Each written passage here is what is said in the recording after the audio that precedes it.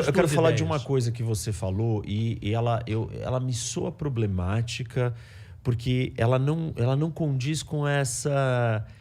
Enfim, com o que você demonstra acreditar que é essa ideia de que a gente tem que, na democracia, aceitar o diferente. E Marcos, quando você fala assim, a classe média não quer que a classe baixa tenha acesso a algumas coisas. Assim, primeiro que chamar a classe média inteira é um negócio extremamente excludente, preconceituoso e problemático. Porque assim, eu não conheço pessoas... Talvez eu conheça. Média, eu tô falando o seguinte, houve um então, você queria que elas não querem? Eu torço, eu luto. Aliás, eu tô na política para lutar para que todo mundo tenha acesso a tudo. Então, é que eu acho que esses chavões ideológicos do PT, eles são problemáticos. Essa era uma narrativa do Lula. Não. Ele repetia essa frase. A classe média não quer, a Marilena Chauí, ou não sei quem. Era uma repetição massiva. A classe média não quer que o pobre tenha acesso às coisas.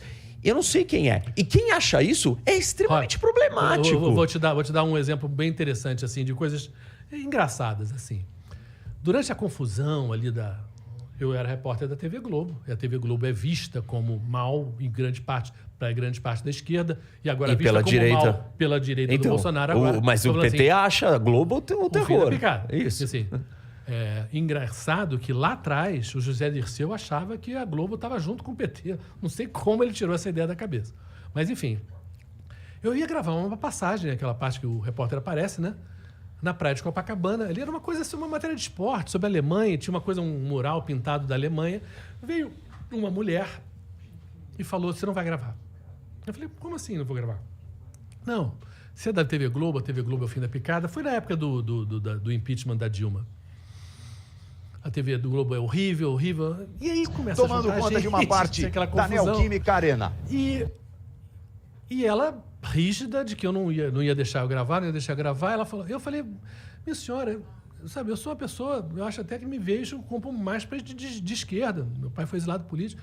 Então por que você não pede demissão? Eu falei...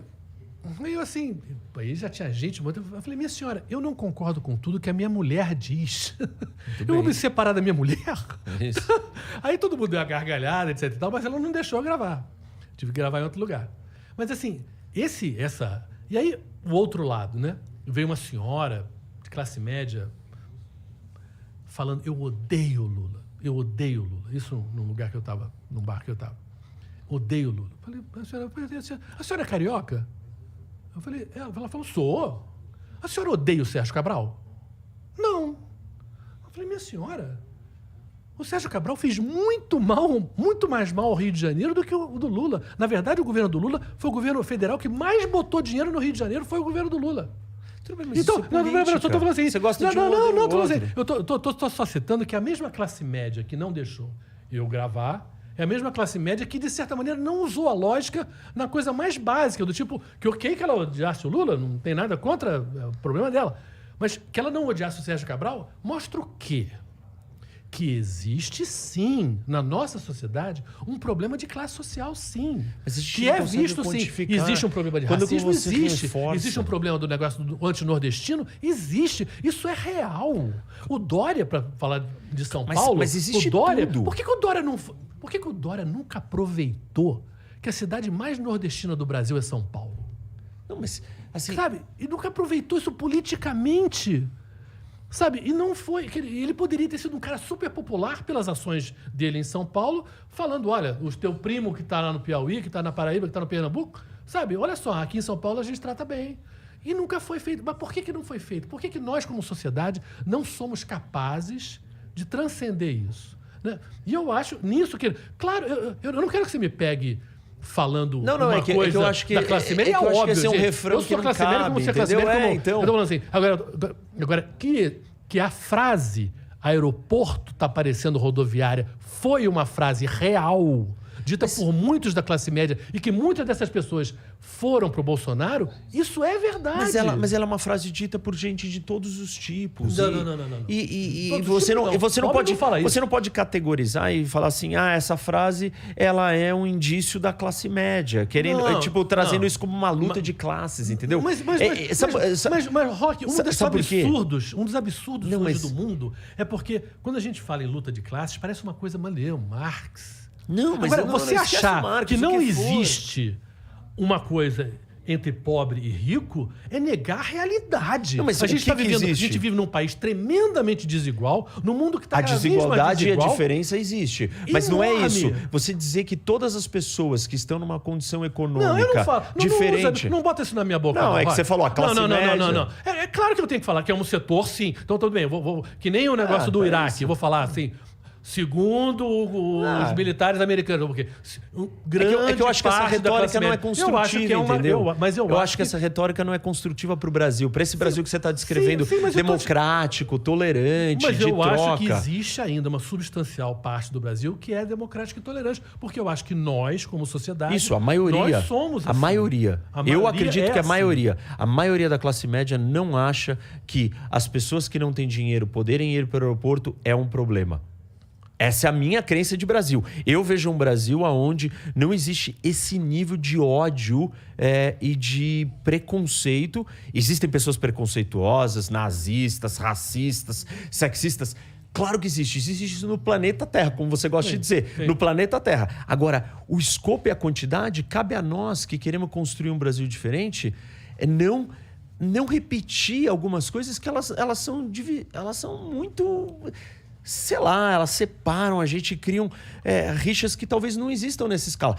Existe gente da classe média que acha isso? Com certeza. Sim. Eu só não acho que é a maioria, mas é a minha opinião. Sim. Eu não acho que é a maioria. Essa pesquisa não existe. Essa pesquisa não existe. O que existe é o seguinte, infelizmente as mídias sociais deram mais voz para pessoas que são mais radicais. Eu sou de uma época... Isso. Eu sou de uma época... Então, essas pessoas podem parecer mais do que elas são. E você está livre disso um pouco, porque você falou para mim que não está nas redes, ainda não estou nas redes sociais, tenho que entrar, obviamente, mas eu ainda não estou. Agora, o fato é que eu sou de uma época que se lia jornal. Existia no jornal uma coisa chamada Cartas do Leitor, né? Que se selecionava pessoas que escreviam coisas interessantes de críticas ao jornal, ou de sugestões, ou enfim, ou de comentários. Hoje isso não existe mais. Então... Você abriu pelas mídias sociais a capacidade das pessoas de falarem de tudo, opiniões sobre tudo. E aí eu volto para aquela coisa da ciência, do antivacina. Quer dizer, se eu quebrar se o teu telefone caísse agora no celular no chão, você aceitaria uma opinião minha sobre como consertá-lo? Óbvio que não, né? O Bolsonaro, por exemplo, ele foi esfaqueado. Foi esfaqueado. As pessoas que mais amam ele, as famílias, os filhos, etc e tal, claro, estariam ao redor dele, mas agora, no momento de operá-lo, eles cederam a um desconhecido para operar o pai. Por quê? Porque esse cara, baseado na ciência, sabia Claro, o que fazer. Não acreditar nisso é uma então, aberração. Essa coisa antivacina é uma loucura, no sentido de que como é que a pessoa pode achar que você não estudou medicina, não fez epidemiologia, não fez nada, e você é capaz de dar um voto e vira o capitão cloroquina e falar da cloroquina. Gente, sabe, é um absurdo, mas infelizmente a gente tem isso como uma coisa muito forte no Brasil hoje, que é todo mundo achar que tem direito a uma opinião, porque isso é liberdade de expressão. Mas, gente, se você entrar no avião, você não comenta pro piloto, acho que você devia fazer aquilo, acho que você devia... Não, é o piloto que entende daquele negócio, sabe? Então, infelizmente, parte do ataque à mídia, parte do ataque à ciência é um pouco o ataque a uma coisa do bom senso mais Então, mas sabe qual que é a coisa? Eu concordo com você, só que eu não acho que isso é um problema de direita e esquerda. Eu acho que isso é um problema de ignorância. Para mim, isso é um problema de ignorância. Sim, mas hoje tem esse ignorância ataque tá mais na direita. Mas tem outras ignorâncias que estão do lado da esquerda. Que são, para mim, chocantes iguais, entendeu? Para mim não são iguais, Roque. Eu acho o seguinte, em relação à democracia, hoje, eu acho o Bolsonaro, ele ataca a democracia de uma maneira que o Lula não ataca nem perto. o comportamento do Lula em relação às instituições públicas não se compara ao do Bolsonaro. O Lula é um político muito mais hábil, né? Não, sim, tô falando, mas eu acho genuíno. Isso é bom e ruim, né? Não, mas sim, mas eu acho genuíno. Eu acho que ele acredita na democracia. Ele foi um líder sindical numa época que ele tinha que lidar com as pessoas mais poderosas do que ele. Claro, os donos das fábricas, etc e tal. Então, ele teve que aprender a lidar com o mais poderoso, e eu acho que ele viveu isso genuinamente. E nas assembleias lá dos sindicatos da vida dele, ele teve que aceitar quando perdeu e quando ganhou. Então, eu acho o Lula genuinamente democrático de uma maneira que o Bolsonaro claramente se diz que não é. Eu diria o seguinte, o Bolsonaro foi um cara que falou... É um cara eleito pela urna eletrônica que bate na urna eletrônica. Sim, que bate na urna eletrônica. Mas e que falou? Eu tive 4 filhos homens e aí eu fraquejei e tive uma filha mulher. Que isso? Atacando as mulheres? Aí falou... Eu não queria que os meus filhos tivessem nenhuma relação com negros, porque eu eduquei eles bem. Racista. Aí falou, se um filho meu fosse gay, eu preferia que ele tivesse morto. Falou. E defendeu o torturador. Qualquer pessoa que lê minimamente o que é uma tortura, não pode concordar com nada disso.